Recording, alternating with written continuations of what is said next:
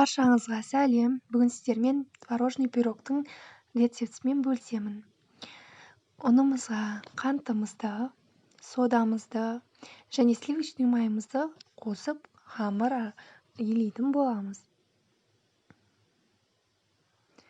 Қамырымызды екіге бөліп, біреуін кішірек, біреуін үлкен қылып, морозильникке 30 минутқа қойып қоямыз.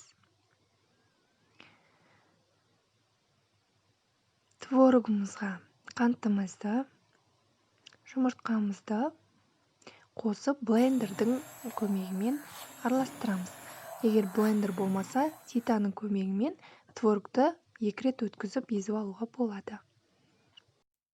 Формамызға ұнымызды сеуіп, жан-жағына ішінен қамырымызды жақсылап жайып, творогымызды құйып, үстінен екінші жарты тестамызды өткіштен өткізіп отырып саламыз. Енді осыны 180 градуста 35-40 минутта пісіріп аламыз. Пирогымыз пісті, енді осыны суытып аламыз. Мінекей біздің пирог дайын. Өте дәмді болып шығады. Міндетті түрде дайындап көріңіздер. Менің каналыма жазылып, лайк басуды ұмытпаңыздар.